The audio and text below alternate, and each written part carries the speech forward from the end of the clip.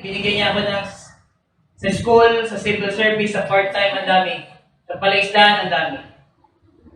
But mga kapatid, nung binigay na sa akin ng ating Panginoon yun, para akong napagod. Why? Because nawala po sa akin yung seeking first, the kingdom of God, and all distinction behind.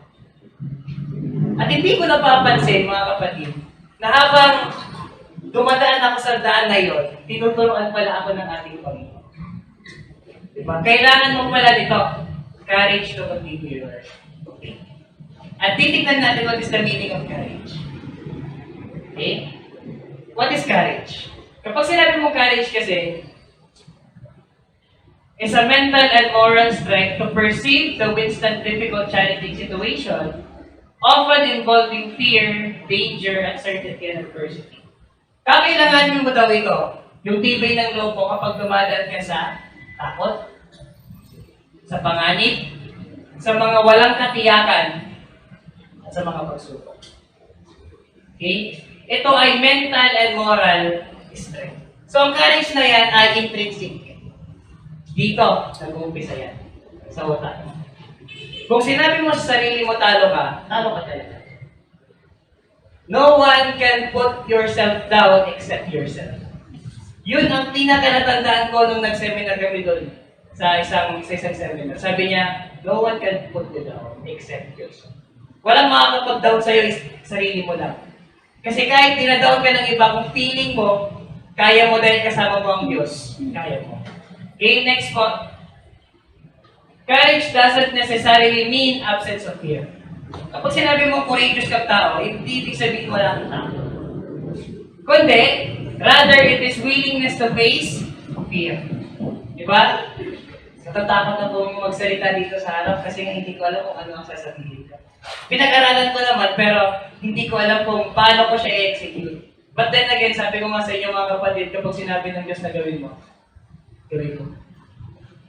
Kasi, sabi niya dyan, bibigyan ka niya ng courage, willingness to face fear and take action despite. That is courage. Kung titignan niyo sa aking next slide, ito po yung brief explanation ng aking topic. But before I proceed to the brief explanation to my topic, bakit kailangan natin ng courage? Alam niyo po sa social media ngayon, ang daming napapanood ng bata. Ang daming napapanood ng mga barkada natin, especially suicide. May barkada po kami, last week. Kala namin nagpipiro. Diba? Sabi ni brother dyan. Kala na namin COVID. Diba? Sabi ni brother dyan sa akin, bro, may yung barkada natin, papakamatay. Ito naman, hindi mo papakamatay. Tamang papakamatay, hindi yun sasabihin. Nasaan? Nasa boundary siya. Yun pala, nandun na sa, alam niyo yung Pantal Bridge? Yung napakataas na bridge na yun. Doon, tatalon yan. Okay? So, nung tatalon na siya, mga kapatid, sabi ni brother dyan, kapag hindi na ako nakareply, sabi nung lalaki pala, sabi ko, kapag hindi na ako nakareply, lobat na to, tatalon na. Ito naman si brother dyan, huwag ka muna tatalon, pag-charge ka muna. Di ba? Pero in short, tumalon talaga. Diba? Sabi niya, pinipilit niya talagang ilubog ang sarili niya. Hindi malubog. Diba? Sabi nga namin, baka may styro ka na magdala. Magkatalon mo. Diba? Bakit hindi ka lumubog? Pero tumalon talaga. Bali-bali. Sinipiar. Buhay. Diba? Mga kapatid, mas gugustuhin pa namin makinig sa mga problema mo kaysa maki-attend sa namin. Diba? Dami nating problema kasi. But as a Christian, we are willing to listen. Although, tayo ng mga Christian, di ba, madami tayong problema na gustong pagsabihan at kailangan mo lang ng kasama na nandyan, hindi mo kailangan magsalita yung kasama mo. Alam mo lang na nandun siya nakaupo, sasabihin, nandito lang ako para makinig. Kahit hindi yan magsalita, makikinig lang yan sa'yo. It gives you comfort, right? And, mga kapatid, kung titignan mo sa ating next slide, overcoming doubt and uncertainty, yun ang pinakakailangan. Faith is often tested by doubt. Nagda-doubt ka kasi, I am really that qualified para mag-serve sa ating Panginoon. Because I also ask myself to that. Di ba? Tinatanong ko namin yung sarili.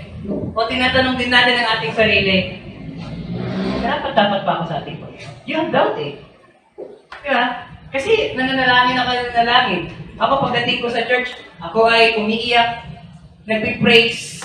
Pero pagdating ko naman sa labas, ginagawa ko pa rin naman yung mga dati ginagawa ko. That is doubt. But, kapatid, nothing is certain in this world. Wala pong katiyakan lahat ng ginagawa natin except the promises of God. And life challenges. So, napaka-importante, ang topic na ito ay ma-overcome natin yung doubt and uncertainty. Yung duda mo, titignan natin kung gaano talaga yan i-overcome. Kung paano natin yan i-overcome. Next, navigating life trials. You know, when we talk about navigating, journey. Yung journey mo sa life, step by step, journey mo sa Christian. Di ba nung una, hindi naman ganun kabigat ang trials mo. Ngayon, bakit ngayon nagiging problema mo, pati family mo, finances mo, gulong-gulo ka na. Kahit simpleng-simple ng problema mo, parang ang bigat-bigat. Pero noon, okay naman. Life is filled with trials that can shake our faith. Sinabi doon, that can shake our faith. Kaya nga, gawin mong pundasyon ng Diyos. Bakit? Mauuga, pero hindi magigiba. Alam niyo yan? Yung pundasyon, mauuga, pero hindi magigiba. Courage enables us to face these trials with determination. Without determination kasi, yung willingness mo para i-solve yung problem, wala yan. Alam niyo po mga kapatid, napaka-importante niyang courage na yan. Because in maintaining perseverance, the journey of faith is not always, hindi lagi pagising mo sa umaga may pagkain ka. Hindi pagising mo lagi sa umaga wala kang problema. Hindi pagising mo sa umaga healthy ka lagi or wala kang sakit. Hindi ganon. Hindi ibig sabihin Christian ka ay it is pedobrosis.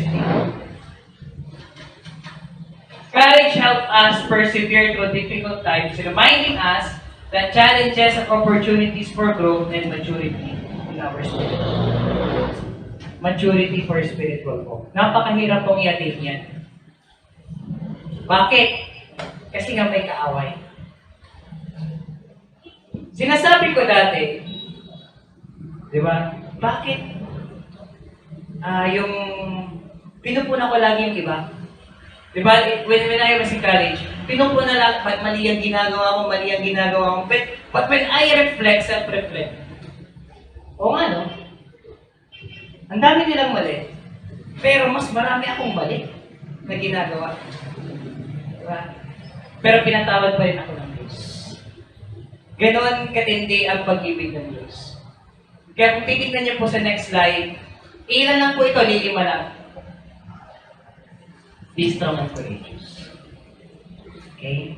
Be strong and courageous.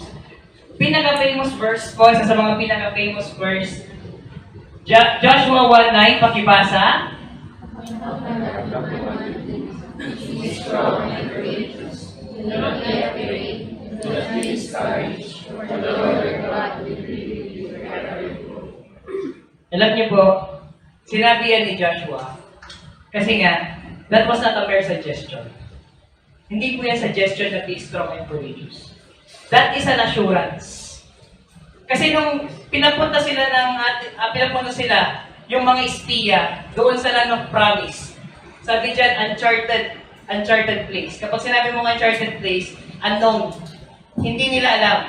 Nung pinapunta yung mga espiya, sabi ng mga ibang espiya, hindi natin kaya yon. Pero sabi nila Joshua and Caleb, kaya natin yon. Kasama natin ang Diyos. This command was not mere suggestion but assurance of divine presence during moments fear and uncertainty. Kinaya nila yon kahit maliliit sila. Alam niyo po, hindi naman sa kanila yung land of promise na yun, hindi sila yung nagpalago. Pero, despite of that, Kahit hindi para sa'yo, kapag ibibigay ng Diyos sa'yo, bibigay niya. For example, hindi naman sila nagpalagmo ng land of promise. Diba? May mga ibang nakatira doon, may ibang nagtanim, pero sabi ng Diyos, kunin mo. Spiritually, hindi ka naman ibang, for example, hindi ka naman yung nagturo doon sa tao na yun. Pero kapag sinabi ng Diyos na turuan mo, turuan. Kami, dati, may alam kami. Diba? Pero na-disconnect kami doon sa aming previous na sinasamahan. We're searching. Diba? Pero may alam na kami. We're searching. But then again, Jesus Christ Church International, yung mga kapatiran natin nandito, sinabihan kami na ganito. Hindi naman sila yung nagtanim. Pero, sabi ng ating Panginoon, through this, dapat na kami. Dito kami, yun ang ibig sabihin. May alam na silang iba. Kaya nga, pwede pang mag-invite ng other Christian. Yes. Kung dito sila mababago, why not? Pwede ba i-invite yung mga other Christians dito? Kung doon sila nalago. Diba? Leading the Israelites through uncharted territory, we too are beacon to navigate uncharted territories of our life. We are not alone. God journeys with kasama natin ang Diyos. Yung word na yan na kasama natin ang Diyos, napakahalaga yan.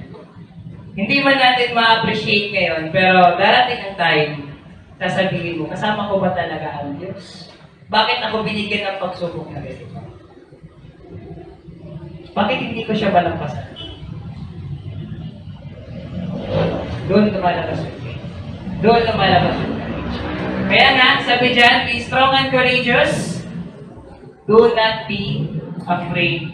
This is not a suggestion. This is an assurance. Nakasama mo ang Diyos. For the Lord, your God, will be with you wherever you go. Okay, kasama ka mo, punta kasama mo ang Diyos. Next. Perseverance and reward. Sa Hebrew chapter 10, verse 35 to 36. So, do not throw away your confidence. Nawalan ka na ng kumpiyansa. Why? Nakagawa ka ng mali eh. Di ba? Sino dito ang hindi nagkabalita sa kamali? Wala. Nawalan ka na ng confidence kasi nga, ang dami mo nang nagawa. Eh, Christian naman ako, bakit ang dami ko nagawang pagkakamali? Hindi ko kayang magbago. Huwag ka mawala ng confidence. Doon nga sa unang binasa natin, be strong and courageous eh. It will be richly rewarded. You need to persevere so that when you have done the will of God, you will receive what He has promised. May promise na Diyos. Sa book of Hebrews na ito, encourages not to throw away our confidence but to persevere, knowing that our faith will richly rewarded. What is faith? Ano nga ba ang faith? Faith is a substance of things hoped for, the evidence of things. Hindi mo nakikita pero pinaniniwalaan mo, trial test, faith, and through perseverance, our character is refined. Dahil sa pagsubok, nare-refine ang ating character. Dati magagalitin ka. Ngayon, dahil sa mga trials na dumating sa'yo, hindi ka na magagalitin. Kung nagalit ako sa time na yun, mga kapatid, tapos na. Sira na ako, sira na pagiging Kristiyano ko din. Kasi nga, sasabihin ko, maging kalmado ko tapos ako mismo hindi magiging kalmado. Okay na. Kaya nga, doon sa perseverance and rewards, do not throw away your confidence. Okay? Be cool always. Kung confident ka na nasa Lord ka, normal lang po na magkamali. Normal lang naman. Pero, yung patuloy na pagkakamali, dahil sinasadya mo na, hindi na yun normal. Sa'yo na yun, kaya nga nakaponsensya kayo. So, darating ang time mga kapatid, na yung perseverance na yun, susubukin tayo. Okay? Susubukin tayo na, tutuloy pa ba ako yun? And, kapag tumuloy ka, you have. Okay? Remember that God promises are true. Siguradong sigurado. The testing of our faith produces perseverance and leading to maturity that lasts. Okay? Next po. Yan. Sino po dito ang masaya kapag nagkakaroon ng pagsubok? Wala, di ba? Sino naman ang masaya sa pagkabila ng pagsubok? So dito sa James chapter 1 verse 2 to 4, consider it pure joy, my brothers and sisters, whenever you face trials of many kinds, because you know that the testing of your faith produces perseverance. Let perseverance finish its work so that may be mature and complete, not lacking anything. I-context po natin. Consider it pure joy. My brothers and sisters, whenever you face trials of many kinds. Kapag dumalanas ka ng maraming trials, magala ka. Kasi kapag nalampasan mo yung trials na yan, if that conflict is properly addressed, magkakaroon ng progress. Ang dami ko ng problema, di ba? Ang dami ko ng problema saan? Sa pamilya, sa finances, sa trabaho. Sa akin, alam niyo po, ang problema ay hindi madalas sa iba. Sino? Kanino ang problema? Sa'yo. Sa isip mo. Ang battle po ay hindi sa iba, sa labas. Sa utak mo. Pero kapag surrender mo yung mga problemang yan sa ating Panginoon, mga kapatid, gagaan. Mawawala ba yung problema? Hindi. Pero gagaan. Because you know that the testing of your faith produces perseverance. Sabi niya, because you know, alam mo. So bakit ka nagre-reklamo? So lagpasan mo. Let perseverance finish its work so that may be mature. So yung maturity na yan, matagal yan na proseso. Diba? Kaya nga, galing yan katagal, lifelong process po. Education yan. Lifelong process. So in the book of James, in the preceding, introduces the idea of facing trials and testing. He emphasized his experiences have purpose. Okay? He set stage to the exhortation to find joy in trials and means spiritual growth. So, ibig sabihin, nag-grow tayo despite of those trials. Next. Dalawa na lang. So, lilima lang po yan kasi saka kasama yung conclusion na isa. Unbreakable love. For I am convinced that neither death nor life, neither angels or demons, neither the present nor the future, nor any powers, neither height nor depth, nor anything else in all creation will be able to separate us from the love of God that is in Christ Jesus, our Lord. Wala pong makakapag-separate sa atin sa pag-ibig ng Diyos. Kahit kamatayan man, kahit demonyo man yan, kahit present or future, or height or depth, walang makakapag-separate sa atin sa pag-ibig ng Diyos. Except, kung gusto mo, ikat mo. It's your decision. So the Apostle Paul words in Romans assure us that nothing can separate us from the love of God in Jesus. So ibig sabihin, we are not alone. Okay? So in that Roman, it is often considered as one of the most profound chapters in the New Testament, addressing themes of faith, Holy Spirit, suffering, and God's sovereign. Sinabi niyo po dito, the transformative power of gospel and the security in the salvation of Christ. So kapag sumunod ka sa ating Panginoon, yung love na yan, kahit na namang mangyari sa'yo, hindi yan magiging. Kaso nga lang kasi, ang problema, ang iniisip ng iba, kapag daw nasalba, you are saved, you are forever saved. Tama? That is one doctrine. Oras na nasalba ka na, nabaptize ka na, you are saved. Tapos na. Kahit ano nang gawin mo, you are saved.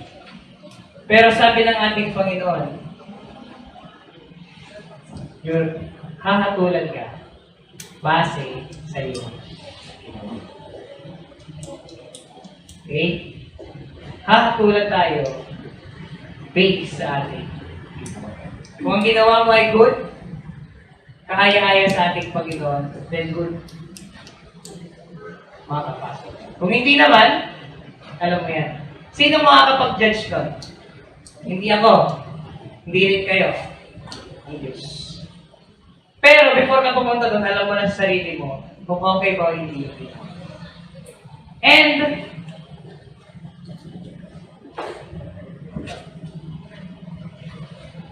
five is standing firm. Okay?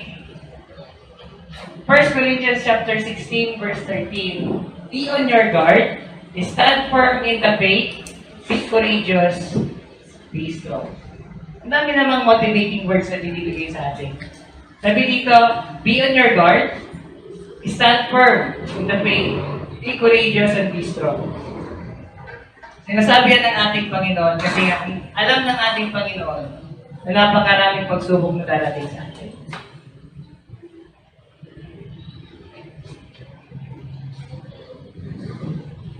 So here are some of the keys of misconception and issues that were present in the Corinthian church. Ano sulat po niyan si Pablo? Kapag sinabi mong Corinthian church kasi yan, parang sa atin kasi city yan. Ibang approach ni Pablo sa pagsusulat sa Corinthians. Pansinin niyo. Kasi nga sa Corinthian church, matitigas ang ulo, ang daming kasalanan na nandyan.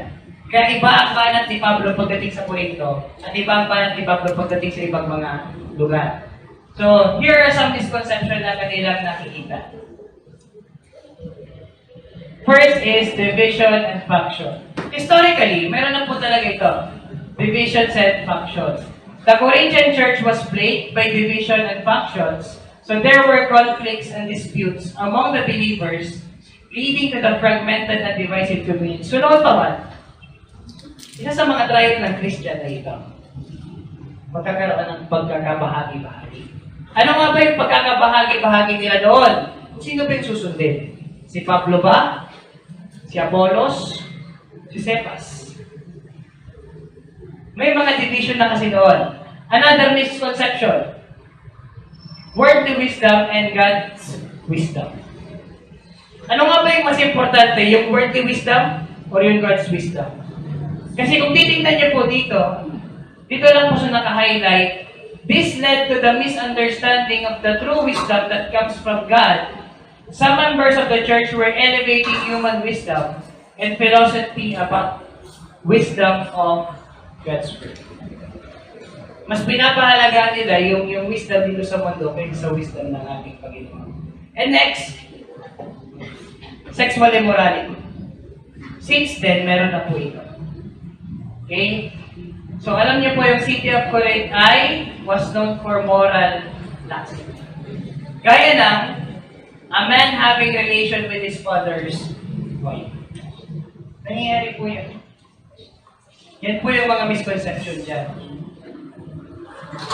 Misunderstanding of spiritual gift. The Corinthians had a fascination of spiritual gift, but they were often misusing them or using them as means of self-promotion. Kapag daw nabigyan ka ng gift, ano nga ba yung gift? Example, you have speak in tongues. Holy Spirit. Self-promotion. Hindi po ganun yun. Dapat ang may taas ang ating Panginoon, hindi po tayo. Kaya nga kapag napansin ng ating Panginoon na ikaw ay tumataas, iba ka bakit? Why? Hindi dahil gusto kanyang parusahan o pahirapan, kundi gusto kanyang turuan na huwag kang magpataas. Kundi ang Diyos lamang niyo. Next, finishing the race. This is very popular. Kasi nga sabi ni Pablo dito, I have fought a good fight. Naging courageous siya. I have finished the race. I have kept the faith. Bakit niya sinasabi yan? Alam niyo po lahat ng sinulat niya dyan, nasa kulungan si Pablo. Nagkaroon ng bisa yon kasi nga, kung tayo lang ang magsasalita, na magpakatatag kayo, maging masaya kayo, magalak kayo, walang bisa kung tayo ang magsasalita. Bakit may bisa kay Pablo? Kasi nga, pipitahin na siya eh. Nakakulong siya eh. Sasabihin niya magalak kayo. Magpakatibay kayo, maging matatag kayo, sumunod lang kayo sa ating Panginoon. Siya lang hindi niya maligtas ang sarili niya. Paano yun nagkaroon ng assurance? Because alam niya, ang Diyos na sinasambahan niya ay kaya siya.